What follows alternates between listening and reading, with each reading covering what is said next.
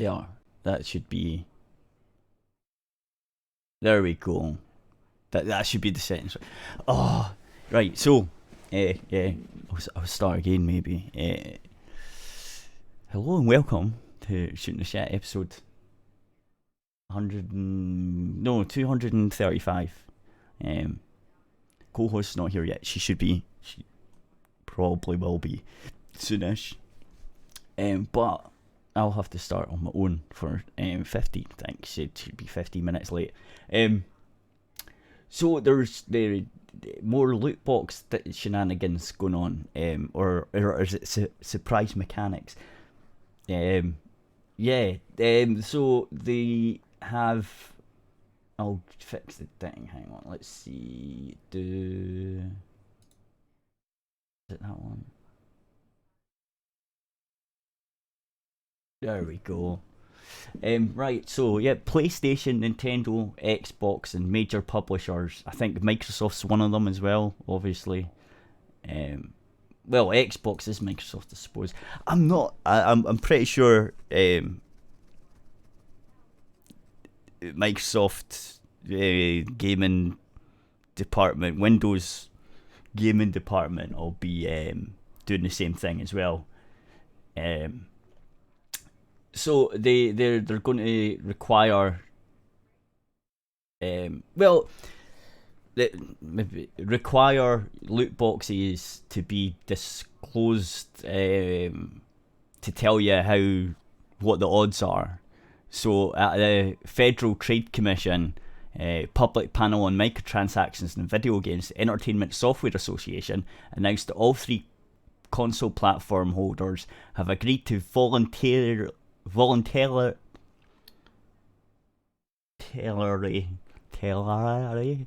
change in their policies toward loot boxes. Though the ESA's Michael Rankler, whatever his name, Warren, I don't know, just call him Michael, defended the practice in broad terms. He said, going forward, any new games or game updates that add loot boxes on Microsoft, Nintendo, or Sony platforms will require to disclose the rarity rates of items. So it's like your win rate, I suppose. They're only doing this because they knew they were going to get fucked. If they didn't do this, they knew that they were going to get fucked. So that's why they're doing this. Microsoft, Nintendo, and Sony have indicated to the ESA a commitment to new platform policies with respect to the use of paid loot boxes in games that are developed for their platform. Specifically, this would apply to new games and game updates that add loot box features, and it would require the disclosure of the relative rarity or probabilities of obtaining randomized virtual items in games available on their platforms. Many leading publishers that are members of the ESA have committed to a similar approach at the publisher level, and this voluntary disclosure puts all platforms on par with the mobile disclosure requirements. Yeah, well, I mean, mobile's rife with that shite anyway, so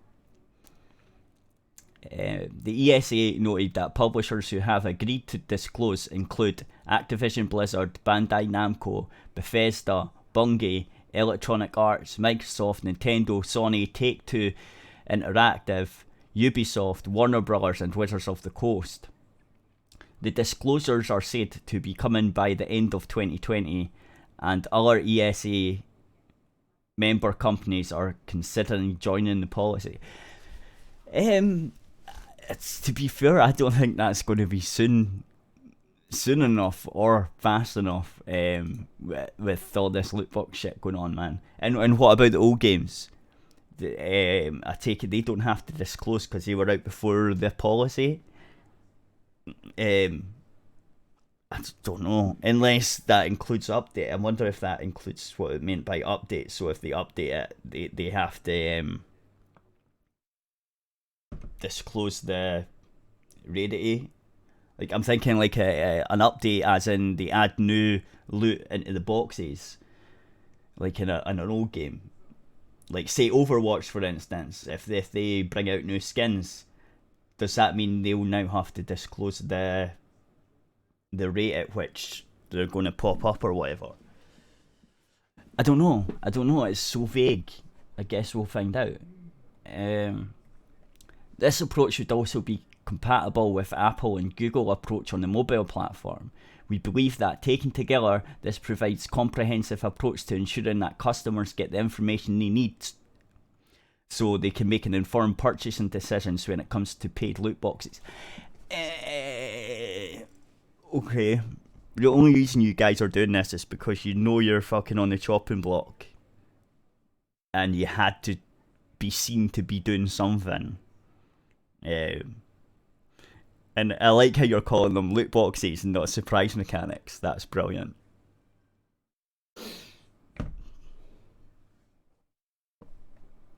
God damn. GameSpot has contacted Microsoft, Nintendo and Sony along with relevant ESA member companies for comment on the new initiative and their participation.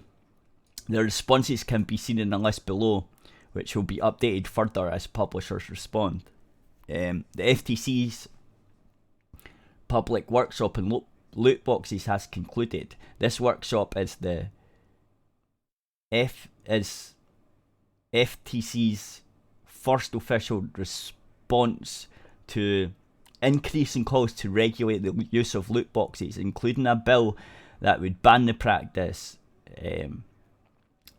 So I take that. See, that's why they're panicking. That's the only reason they're doing this, is because they know that they're going to be getting in shit soon. Rocket League developer Psyonix has already announced plans to do away with loot boxes this year. Good for them. Capcom will continue to comply with the industry standard practices such as disclosures for in-game purchases, labels on packaging. Furthermore, to clarify, Capcom does not currently have console games that support purchasable loot boxes offering in-game virtual items, but will continue to monitor standards for potential policies in the future. Okay, Capcom, the reason you don't have that is because you just do it with DLC and you charge 5 fucking loads for it. Like, oh, there's a new character. Oh, by the way, you don't get that character in the actual game that you buy. You have to buy it separate. Anyway. Oh, and Electronic Arts, the surprise mechanics. We applaud the new invitations from console makers and publishers to provide more information to players. Beginning last year, we introduced probability disclosures where applicable in our new games across all platforms, and will continue to provide this information to help our players as we move forward. You're such scummy bastards, man. So they know they had already done it. They had already done it, yet they're still getting in shit. It's because it's not far enough, you retards. Oh, I hate these people.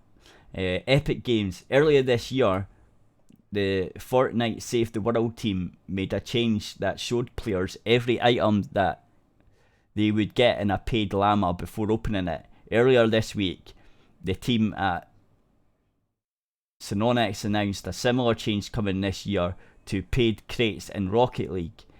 Going forward, we're committed to the same transparency for player purchases in all Epic Games titles. I think you'll find that developer that you're talking about, Epic, are doing away with loot boxes. So, like, why?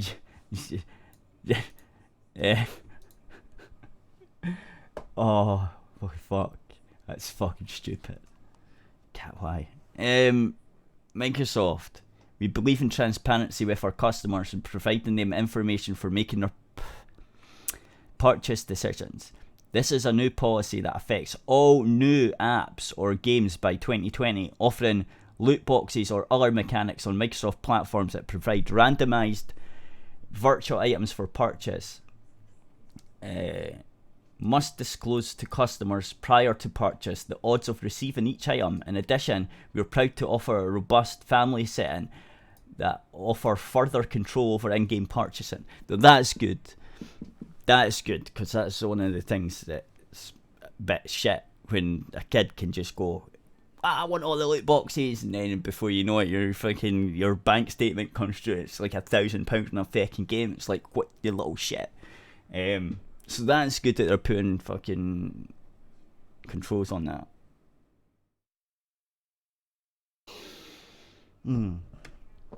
So, Nintendo.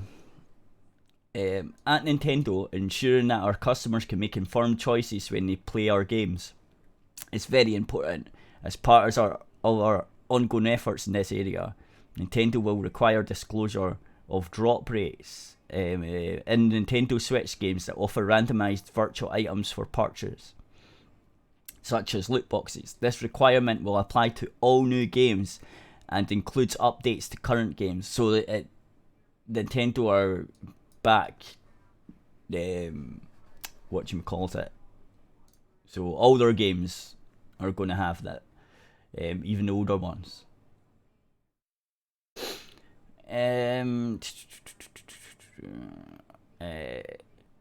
That add loot boxes through in-game purchases. We also offer tools like our Nintendo Switch Parental Controls mobile app, which empowers parents to choose what works for their family, including managing in-game purchases and setting playtime limits. See, that's fucking Nintendo. You're the responsible company. That's what you should be doing. That's what they all should be doing. Just do that. Just do that. That's all you need to do. Just do that, and then you can go, look, the parents have got control over it. We've gave them the means to do that. So that's what they should do. That's how to do it. I think all of them should do it. Just to do that, what Nintendo done. Also probably get rid of loot boxes, but that's not going to happen. So the next best thing would be this: a nice little mobile app on your phone that controls the purchases and all that, parental controls. Sony Interactive Entertainment aims to ensure PlayStation users have access to information and tools such as a parental. Right, so they all got these controls in. I don't know much about the consoles, but parental wallet controls that help them make informed decisions about in-game purchasing. We support industry efforts to disclose the probability of obtaining randomized virtual items known as loot boxes, and are committed to providing customers with this information for all games we produce and publish. Okay, THQ Nordic have not made a comment on the loot box odds disclosure because A, we have not been asked by the ESA Government Affairs Office for a statement ahead of their publication. B, we currently do not have a single game with loot box mechanics published. And C, we do not plan to implement casino style mechanics in our games. THQ, nice. That's fucking funny. They just ripped out. It's like, we don't plan to implement casino style mechanics in our games. That's brilliant. That's brilliant. THQ, man.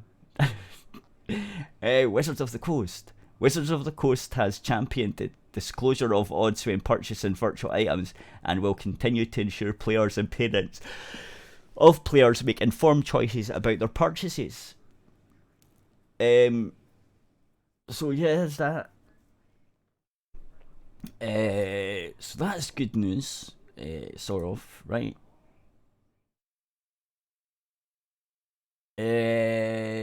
So yeah, and that's just the same. That's just the same thing again. So it's loot boxes. Why can't? Why? Um. Yeah, so that's just Epic Games loot box thing again. I forgot. That's going to be the same thing. What's this one? Oh yeah, this is one. So like with all the gun shenanigans going on, right, in the US because of the two shootings, Apex Legends event won't air on ESPN TV due to the recent shootings. That's just mad. Why? What do games have to do with it? What? Oh, like, no, that's because of that. Oh, that's because of these stupid arseholes and Trump blaming video games for the shootings. It's like, no man, it's not how any of this works.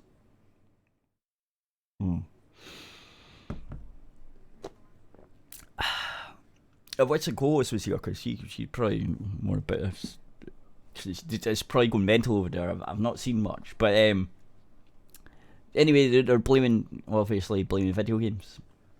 So, esports consultant Rob Bressel has shared a news story that ABC and ESPN won't be airing the X Games Apex Legends international event on ESPN TV in light of the recent shootings that took place in El Paso, Texas and Dayton, Ohio.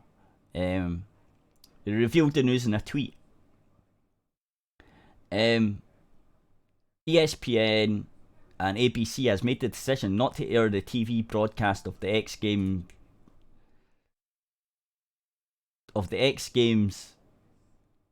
Apex Legends tournament thing, which was scheduled for this weekend. In response to the recent mass shootings, according to ABC affiliate TV station, there's a source. See, dear ABC affiliate, out of respect for the victims and all those impacted by the recent shootings, ABC will no longer air EXP International Apex Legends at 8 Games on Sunday, August 11th. E60 Forever Broncos will now air in the same time period. An official booking will be issued shortly. Please contact your station representative if you have any questions. So, I don't understand. Bloomberg confirmed the news with a follow-up report noting that the cancellation of the television airing of Apex Legends was a internal matter.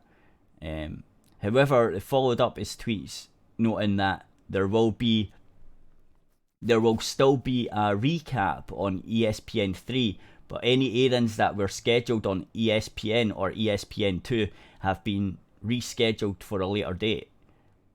The hour-long recap that was set for this Saturday, 10 p.m. on ESPN2 is no longer in the programming schedule, but can still be watched on ESPN3. The broadcast will still be shown on TV at a later date, according to an event source. So, I don't understand. It's just so weird.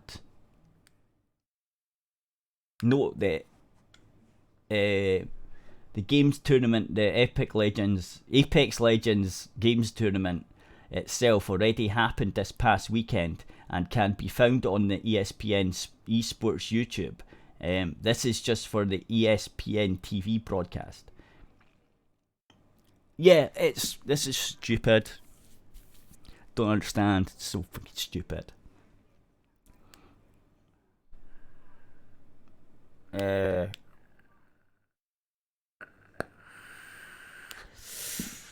Right. this all comes after President Trump and other politicians put a big red spotlight on the video game industry, blaming it for the recent shootings. Trump called for tighter regulations on violent games. Oh no, gotta tighten up the fucking game laws, man. But many pundits say that not much could be done, given that in 2011 the Supreme Court ruling they were granted protection under the First Amendment. However, there have been calls for additional ratings, penalties on retailers, or additional taxes on violent games to work as a deterrent from companies making M-rated titles. Fuck off, man. M-rated titles are the best ones. Little shits. The chilling effect is already taking place. Yeah, I've got the Walmart thing coming up soon anyway. But I was going to wait for co-hosts to come in for that. So with retailers like Walmart removing all in-store promotional ads or displays for violent games, first-person shooters or third-person shooters, specifically for the PS4 and Xbox One. If more companies are compelled to shun and restrict access to violent games, it could very well result in publishers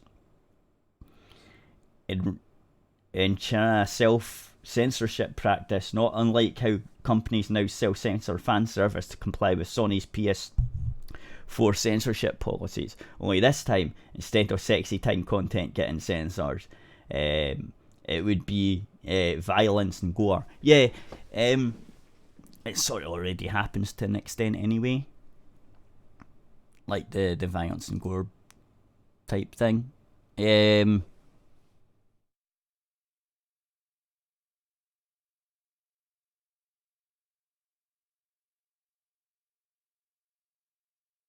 So yeah, I was going to wait for her to do this one. This is the Walmart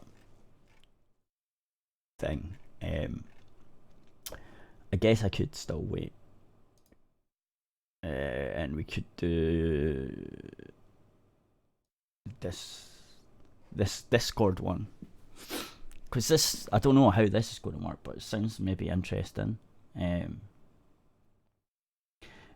Discord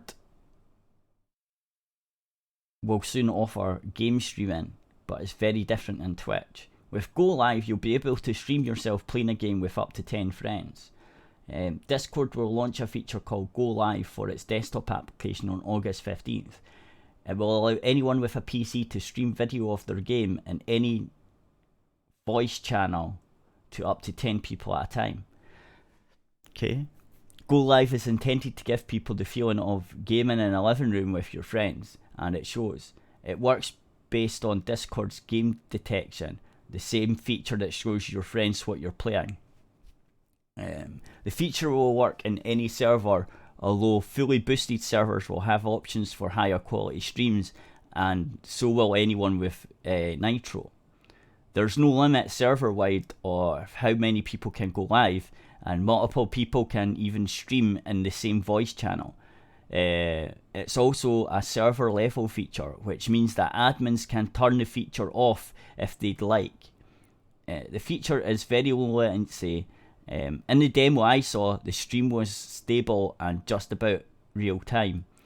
Go Live isn't taking aim at Twitch, Mixer or any of the other streaming platforms. There's no webcam support for one thing, and it's limited to 10 viewers because of bandwidth restrictions and latency goals, both of which seem hard to overcome. Mac and Linux computers won't be supported. Discord's core users run Windows, but Mac and Linux users can watch from a browser.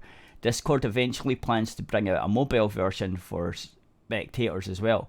With the addition of Go Live, Discord appears to be posting itself as the place for gamers to hang out. Update. This article has been updated to reflect multiple people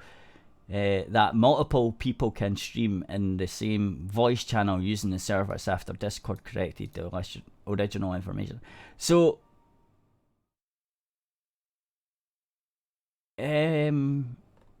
okay, that's fine. What's this? Tesla Tesla Arcade hands-on. The Model 3 is your video game console. What the fuck is this?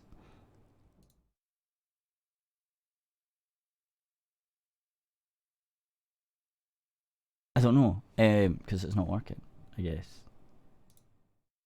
Let's see. Why is that not? Yeah, it's not. Okay. I don't know. What if I do that? That's not no sound. Okay. Doesn't matter. Doesn't matter. What am I doing? Sound settings. No, it should be fine.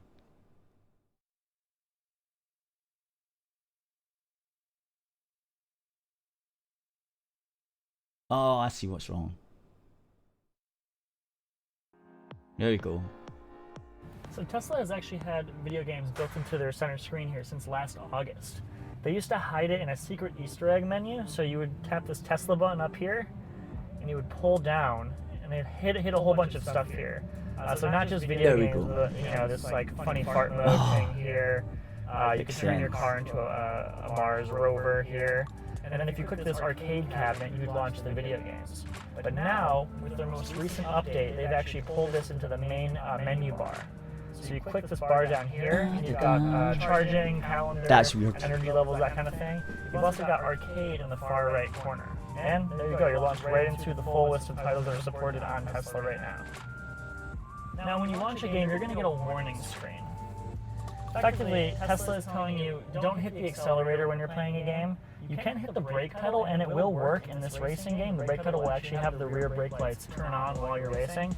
But you're not supposed to hit the accelerator, and also, you have to be prepared for the full control of the car to resume when you exit the game. It's going to be disabled while you're playing the game, but as soon as you exit, the accelerator is going to start working again, the brake pedal is going to start working again, and the gear stalk is going to start working again. So you need to be prepared for all of that. You can't really be doing this in the middle of the street or in traffic. They really don't want you to do that. So Beach Buggy Racing 2 is a game you can play on Android phones and tablets. The developer Vector Unit worked specifically with Tesla to port the game over to its vehicles.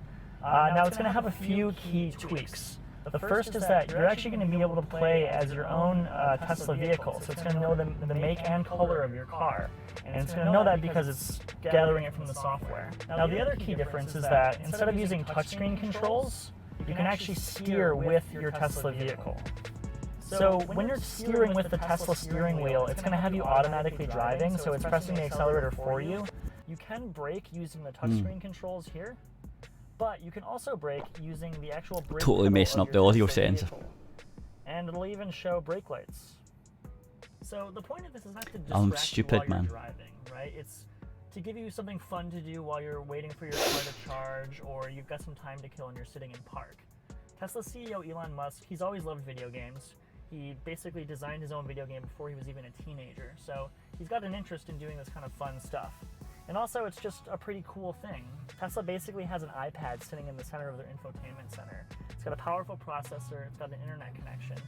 So it's basically no different than a tablet, and it can do the things a tablet can do, and Tesla wants to kind of emphasize that with our I guess. I mean,